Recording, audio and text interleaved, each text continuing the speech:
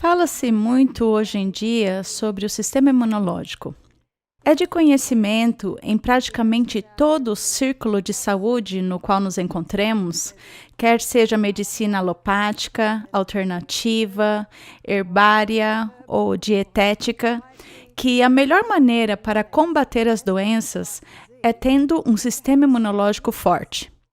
Então, o que eu gostaria de fazer nessa apresentação é mostrar o que é o nosso sistema imunológico. Porque se perguntarmos à maioria das pessoas o que é o nosso sistema imunológico, muitos hesitariam, muitos nem sabem o que é o nosso sistema imunológico. Portanto, se o fortalecimento do sistema imunológico é essencial para manter o corpo em bom funcionamento, é essencial para que ele seja capaz de combater doenças, então precisamos conhecê-lo.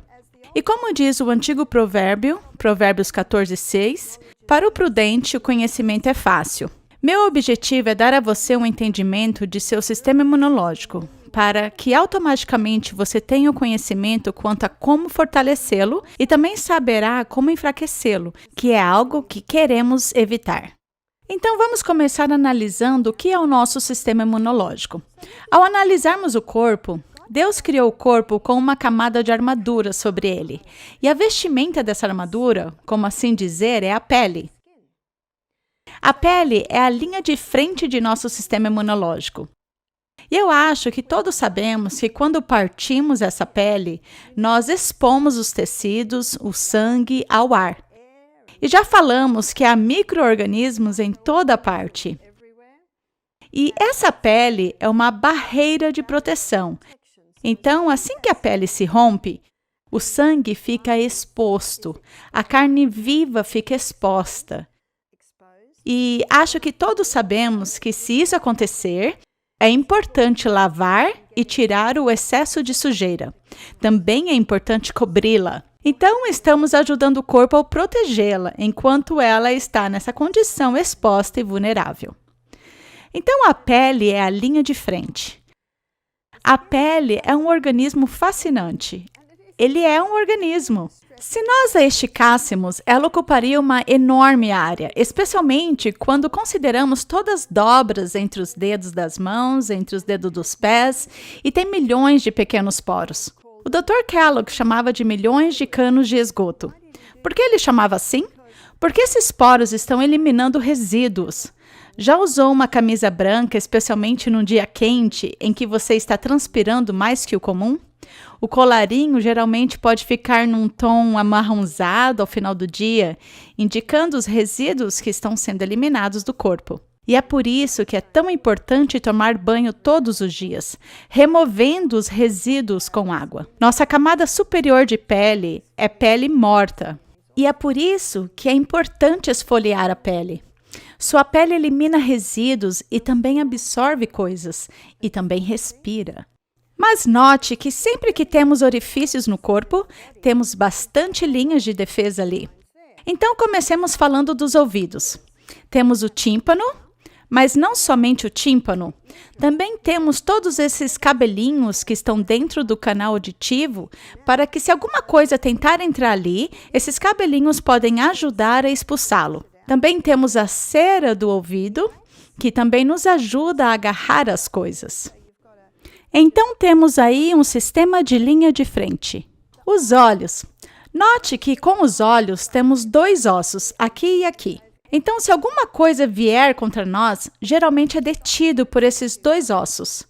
Temos também os cílios, e se alguma coisa vier perto do olho, nós automaticamente piscamos, e esse piscar ajuda a manter a maioria das coisas longe dos olhos. Mas digamos que um pequeno inseto ou algo do tipo entre no olho. Ao entrar, o olho é coberto com essa parte mucosa, que é obviamente um líquido. E agarra, ou afoga, ou sufoca esse pequeno inseto que pode ter passado pelos cílios e entrado no olho. E está agarrado ali. Acho que todos sabemos que girarmos nosso globo ocular diversas vezes, finalmente ele vai dar um jeito de eliminá-lo pelo canto do olho. E quando ele chega ao canto do olho, geralmente é fácil de tirá-lo dali. As células do olho são renovadas a cada 2 ou 3 dias. E é por isso que, quando as pessoas estão se recuperando de uma cirurgia ocular, o tempo de recuperação é bem rápido. Mas também explica por que, se alguma coisa entra no olho, precisamos lidar com isso rapidamente. Nosso corpo quer isso. A gente quase não consegue pensar. É uma grande distração ter alguma coisa no olho. Vejamos o nariz. O nariz também é muito fascinante, pois dentro do nariz tem todas essas pequeninas cavernas, por assim dizer, e quando respiramos ar com partículas de poeira, esse ar é pesado. Se respirarmos ar puro, ele é leve e passa direto para a traqueia até chegar aos pulmões. Mas se respiramos ar com sujeira, com muitas partículas de poeira, então é pesado.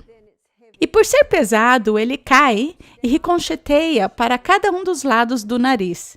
E essas pequenas cavernas são projetadas para que ricocheteiem e deixem cair pedaços de poeira, deixando o ar mais leve, podendo passar para a traqueia até os pulmões. Também temos nossa epiglote. Você deve conhecer a epiglote. Ela fecha sempre que engolimos. Ao engolirmos, ela fecha a traqueia para que aquilo que você está comendo ou bebendo desça pelo esôfago até o estômago, mas não pela traqueia. Se esse ar entra pela traqueia e vier a ter um pouco de poeira que tenha passado, então o muco que reveste os pulmões, esses cabelinhos que revestem os pulmões, começam a se mover para cima e para cima. E se isso chega até lá embaixo, vamos ter a tosse. E o reflexo da tosse é para basicamente desalojar alguma coisa que pode ter entrado nos pulmões. Há um processo incrível ali que pode ser considerado nosso sistema imunológico, pois está protegendo o corpo contra patógenos prejudiciais. E logo vamos à boca.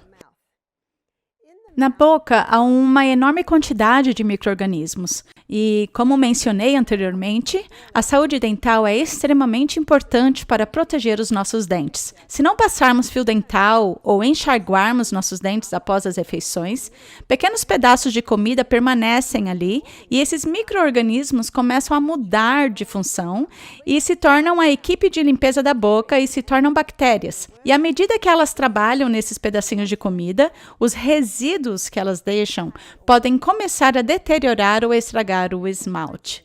Então, a higiene dental é muito importante. Mas todos esses organismos na boca desempenham um papel muito importante. Eles também estão contribuindo para a decomposição de nosso alimento. Há muito muco na boca. Na verdade, o muco reveste a boca, reveste os olhos e também o nariz. E estão todos conectados por algo conhecido como tubos de Eustáquio. E esses tubos de Eustáquio estão unidos todas nessas áreas ali. E com frequência, quando um tubo de Eustáquio está bloqueado, isso afeta o outro tubo. Por exemplo, pessoas que sofrem de sinusite geralmente também sofrem de zumbido. Isso acontece por causa do bloqueio nessas áreas. Agora vamos chegar ao estômago. Tem uma válvula no esôfago até o estômago. Vou desenhar o estômago e mostrar como o nosso sistema imunológico ainda desempenha um papel aqui. Revestindo o estômago, temos grandes curvas. Nós vimos isso quando analisamos o intestino e, mais uma vez, temos uma linha de proteção aqui. E essa linha de proteção é o muco. Temos glândulas gástricas que revestem essas dobras. E 2/3 dessas glândulas gástricas são compostas por muco. Então, essas glândulas provavelmente estão liberando muco e originam uma parede mucosa espessa que reveste o estômago, protegendo-o de danos contra ácido clorídrico. Uma gota de ácido clorídrico, se tocar sua pele, pode causar um furo nela queimando-a. Então, Deus protegeu o estômago com essa parede mucosa espessa. Mas aqui embaixo temos glândulas que liberam o ácido clorídrico. E é sobre ele que eu quero falar. O pepsinogênio também é liberado daqui. E quando se conecta com o ácido clorídrico, libera pepsina que quebra a proteína. Mas estamos estudando o sistema imunológico, então quero me concentrar no ácido clorídrico. A maior parte das pessoas não percebe que o ácido clorídrico desempenha um papel importante na quebra ou desnaturação de proteínas, mas também é um antibacteriano, antifúngico, antimicrobiano. Portanto, se viermos a comer algo que contenha bactérias ou vermes ou fungo, esse ácido clorídrico tem a capacidade de matá-lo, basicamente de eliminá-lo. Portanto, nossa linha de frente de defesa, quando o alimento entra no corpo, é o ácido clorídrico. Infelizmente, hoje em dia, muita gente tem pouco ácido clorídrico. Como saber se temos pouco ácido clorídrico? Temos pouco ácido clorídrico quando a digestão é bem lenta. 5 horas depois da refeição e ainda parece que acabamos de comer. E pelo fato de o alimento não ser quebrado com a rapidez que deveria, ele pode começar a fermentar e ter um inchaço. Então, o inchaço é geralmente um sinal. Não ter fome após 5 horas da refeição é outro sinal de que a pessoa tem pouco ácido clorídrico. E como impulsionar esse ácido clorídrico? Para impulsionar o ácido clorídrico, precisamos fazer intervalos entre as refeições. E para podermos fazer intervalos entre as refeições, precisamos estar ingerindo, e também já vimos isso, muita fibra. Alimentos ricos em fibra liberam a glicose lentamente, então o alimento permanece no estômago um pouco mais de tempo. Precisamos comer quantia generosa de proteína, pois é no estômago que a proteína é quebrada. Também precisamos ingerir gorduras saudáveis. Encontramos as gorduras no abacate, nos cocos, nas castanhas, nas sementes. E talvez com a refeição, ingerir um pouco de azeite de oliva ou óleo de coco, dependendo de qual seja seu paladar. Quando esses 3 alimentos estão presentes na refeição, eles fazem com que a comida permaneça mais tempo no estômago, o que significa que agora você pode ter uma alimentação com restrição de tempo, que as pesquisas demonstram ser a maneira mais eficaz de se alimentar atualmente, que é ter um de jejum como um rei, almoçar como uma rainha, não é assim na história nos antigos ditados, e jantar como um mendigo. Uma senhora me disse: "O que um mendigo come?" E eu disse: "Às vezes nada." Ao comer assim, verifique isso: alimentação com restrição de tempo. Muitas pesquisas hoje em dia mostram que é o jeito mais eficaz de comer. E quando você faz isso, você se alimenta 2 vezes em 6 horas, ou seja, um bom de jejum rico em fibras, proteínas e gorduras. Um bom almoço rico em fibras, generoso em proteínas e gorduras saudáveis. E em seguida, você não come mais até o de jejum do outro dia. E se alguém tiver com um pouquinho de fome à noite, talvez não tenha comido bem no almoço, poderia tomar uma bebida proteica, talvez um smoothie ou um abacate, e já se tem uma boa alimentação noturna, que é digerida rapidamente, ou talvez uma tigela de sopa, algo assim, se é que precisam comer algo. Quando se come assim, estamos dando um intervalo ao nosso estômago, e quando damos um intervalo ao estômago, ele tem a oportunidade de substituir todas as enzimas digestivas, o ácido clorídrico, para que na próxima refeição suas glândulas sejam bem supridas das enzimas necessárias para quebrar a refeição. Portanto, para impulsionar o ácido clorídrico, faça um intervalo entre as refeições. Para impulsionar o ácido clorídrico, beba entre as refeições. Não tome nada durante as refeições, pois se tomar algo durante as refeições, esse ácido clorídrico, que tem um pH de aproximadamente 2, bastante ácido, você vai diluir esse ácido clorídrico e isso atrasa a digestão. E se você dilui o ácido clorídrico e atrasa a digestão, por que ela atrasa? Ela diminui para tentar se livrar da água, e é o que o corpo faz, para fazer o pH de volta a 2 e continue novamente a quebra da proteína. Então, o que mina o ácido clorídrico é comer o dia inteiro, beber durante as refeições, estressar-se durante as refeições, também não mastigar o suficiente. Se não mastigamos o suficiente, é muito difícil que suas enzimas quebrem grandes pedaços, em comparação com pequenos pedaços bem quebradinhos. Para impulsionar nosso sistema imunológico, certificar-nos de que temos bastante ácido clorídrico.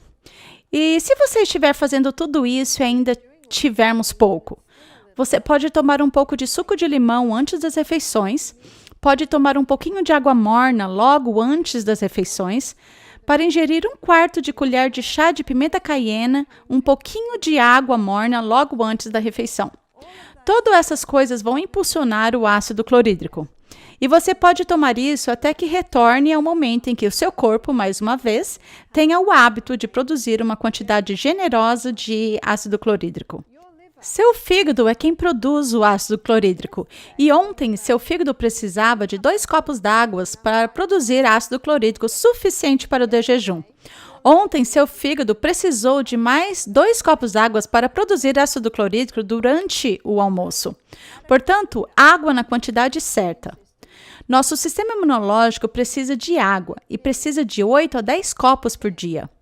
E a melhor maneira de tomar essa água é como Deus envia chuva, de pouquinho em pouquinho ao longo do dia. Quando respiramos, é salgado. Quando choramos, é salgado. Nosso sangue é salgado. Então, também precisamos de sal. Sal integral. O sal integral, e o ideal é o sal celta. Se não der para ter o sal celta, use o do Himalaia. O sal celta tem 82 minerais, enquanto o sal do Himalaia tem 75. É bem parecido. Um pouquinho de sal antes de cada copo d'água. O que isso faz é suprir os minerais, e os minerais são essenciais para a devida função do corpo, e o sistema imunológico não é exceção nenhuma.